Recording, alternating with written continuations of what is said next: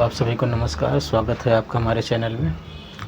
आइए हम देखते हैं प्रतिबिंब क्या होता है, प्रतिबिंब कितने प्रकार के होते हैं और गोलीय दर्पण में प्रतिबिंब कैसे बनता है। तो दैनिक जीवन में हम सभी जो है दर्पण का इस्तेमाल करते हैं। दर्पण का जो है प्रयोग चेहरा देखने में करते हैं, तो सामने हमें एक आकृति दिखाई देती है जो हमारा प्रतिबिंब होता है। तो दर्पण में जो भी आकृति दिखाई देती है उसे ही हम प्रतिबिंब कहते हैं, साधारण तौर पर देखें तब। लेकिन अगर गोलीय दर्पण की बात करें, अगर उसमें परावर्तन होता है तब प्रतिबिंब कैसे बनता है और क्या होता है वहाँ पे। तो गोलीय दर्पण में क्या हो जाएगा, दो या दो से अधिक प्रकाश किरणें परावर्तन या अपवर्तन के पश्चात, लेंस होगा तो अपवर्तन होगा और गोलीय दर्पण होगा तो क्या हो जाएगा, परावर्तन होगा। तो क्या होगा, दो प्रकाश किरणें, जो जहाँ पे वस्तु रहेगी वहाँ से प्रकाश किरण चलेगी। तो दो प्रकाश किरण, देखिए यहाँ पे वस्तु रखी गई है, दो प्रकाश किरणें परावर्तन या अपवर्तन के पश्चात जिस बिंदु पर मिलती हैं या मिलती हुई प्रतीत होती हैं उसे वस्तु का प्रतिबिंब कहते हैं। राइट, वस्तु का प्रतिबिंब कहते हैं। तो हमने जो है पहले से अवतल दर्पण का एक बना दिया है रिफ्लेक्शन का फिगर, और उत्तल दर्पण का भी बना दिया है। अब देखिए यहाँ पे जो है प्रतिबिंब कैसे बनता है। यहाँ से दो किरणें चली हैं, एक यहाँ से गई है इधर की ओर, यहाँ आई है, एक इधर से गई है इधर की ओर, फिर यहाँ पे आई है, दोनों एक दूसरे को मिल गई हैं। ठीक, तो यहाँ पे प्रतिबिंब बन गया है। जहाँ पे मिलती है वहीं पे क्या होता है, प्रतिबिंब बन जाता है। और यहाँ पे देखिए किरण इधर जा रही है, किरण इधर जा रही है। ठीक है, तो यहाँ से इधर ये रिफ्लेक्ट हो गई, ये इधर हो गई। आगे बढ़ाने पर यहाँ पे देखिए मिलती हुई प्रतीत हो रही है। यहाँ पे अगर बढ़ाएं इसको आगे, तो यहाँ पे मिलती हुई प्रतीत होगी, तो यहाँ पे एक प्रतिबिंब बन गया। ठीक, तो प्रतिबिंब हमारा दो प्रकार का होता है। तो प्रतिबिंब कितने प्रकार के होते हैं हमारे, दो प्रकार के होते हैं। पहला हो जाएगा आपका वास्तविक प्रतिबिंब, रियल इमेज, जिसको हम कहते हैं किसी वस्तु के बिंदु से चलने वाली प्रकाश किरणें परावर्तन या अपवर्तन के पश्चात वास्तव में जिस बिंदु पर मिलती हैं उसे वस्तु का वास्तविक प्रतिबिंब कहते हैं, उसे रियल इमेज कहते हैं। तो वास्तविक प्रतिबिंब क्या होता है, देखिए यहाँ से एक किरण इधर जा रही है, दूसरी वाली इधर से जा रही है। यहाँ से गई है, दिख रहा होगा आपको, यहाँ से जा रही है, यहाँ से आपको टकराती है, टकराने के बाद इसका परावर्तन हो जाता है। परावर्तन के बाद ये इधर चली जाती है, दूसरी वाली ये मुख्य फोकस से होकर जाती है, फिर दर्पण की परावर्तक सतह से टकराती है, फिर ये परावर्तन के पश्चात फिर ये इधर यहाँ पे इसको आके ओ डैश पर काटती है। ठीक है, तो यहाँ से बी और ओ डैश क्या हो जाता है, इसका प्रतिबिंब बन जाता है। यही क्या है, इसका प्रतिबिंब है। उसके बाद देखिए फिर यहाँ पे प्रतिबिंब इसका बन गया। और एक चीज़ इसमें देखने वाली कॉमन चीज़ है क्या, वास्तविक जो लगा है। वास्तविक मतलब ये वास्तव में यहाँ पे कट रही हैं, यहाँ पे जाके रिफ्लेक्ट होती है, ये यहाँ पे रिफ्लेक्ट होती है और वास्तव में यहाँ पे एक दूसरे को क्या कर देती हैं, काट देती हैं। तो मुख्य अच्छे से फिर वहीं पे एक लाइन खींच देते हैं, तो वही क्या हमारा कहलाता है, प्रतिबिंब कहलाता है, जहाँ पे कटती हैं। तो ये हो गया हमारा वास्तविक प्रतिबिंब। जब वास्तव में कटेंगी किरणें एक दूसरे को काटेंगी परावर्तन के पश्चात, तो वास्तविक प्रतिबिंब कहलाएगा।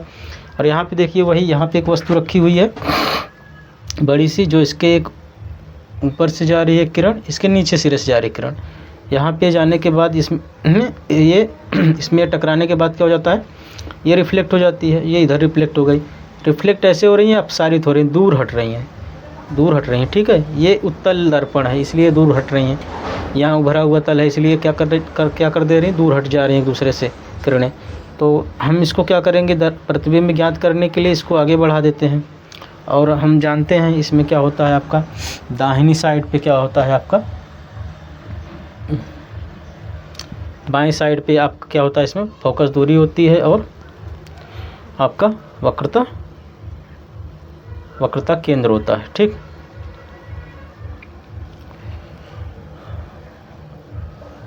तो यहाँ से हो जाएगा, इसको आगे बढ़ाएंगे और इसको काल्पनिक रूप से आगे बढ़ा देंगे, इसको काल्पनिक रूप से आगे बढ़ा देंगे। तो यहाँ पे क्या हो जाएगा आपका, मुख्य फोकस पर एक दूसरे को काट देंगे। ठीक, मुख्य फोकस पर काट देती हैं तो यहीं पे हमारा प्रतिबिंब बन जाता है। अब मुख्य अक्ष पर ये कट रही हैं तो मुख्य अक्ष पर बिंदु रूप का प्रतिबिंब बनेगा।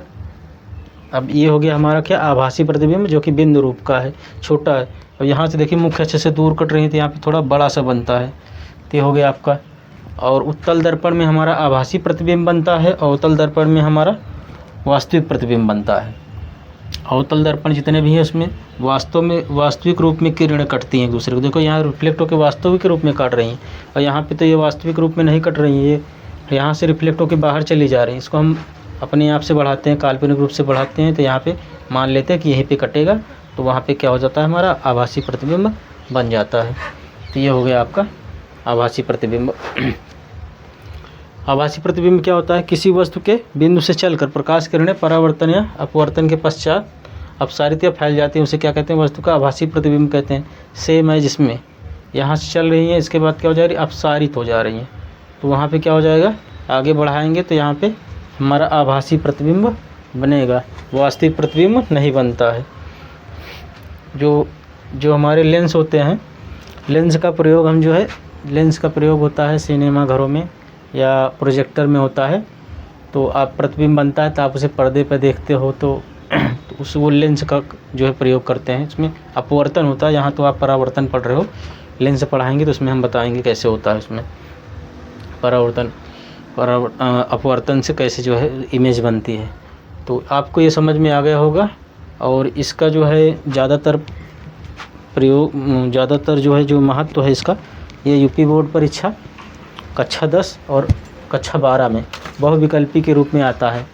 तो 4 विकल्प दे देगा आपका। उत्तल दर्पण में कौन सा प्रतिबिंब बनता है, उत्तल दर्पण में कौन सा प्रतिबिंब बनता है, आभासी, वास्तविक, ठीक है, कोई भी नहीं, या तो कोई और दे देगा, ठीक,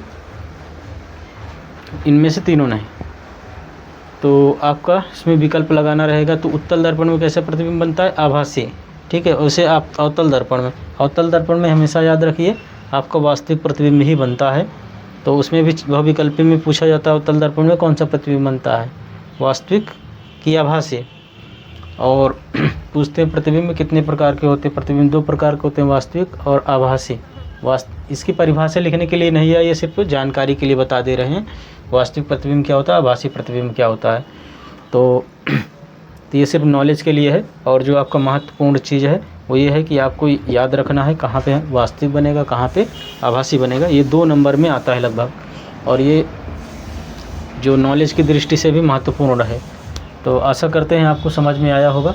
और अगर आप वीडियो देख रहे हैं तो कमेंट करिए समझ में आया है, आप जो है थोड़ा सा रिस्पॉन्स दीजिए, ताकि हमें भी लगे कि आप तक वीडियो पहुंच रहा है, आप लोग देख रहे हैं, और हम भी मेहनत करें आगे और थोड़ा अच्छा से पढ़ाने का प्रयास करें। तो अगर आप देख रहे हैं तो आपको बहुत बहुत धन्यवाद, और हमें थोड़ा सा सजेस्ट करें और सपोर्ट करें, ताकि हम जो है और अच्छे से चीज़ों को बता पाएँ।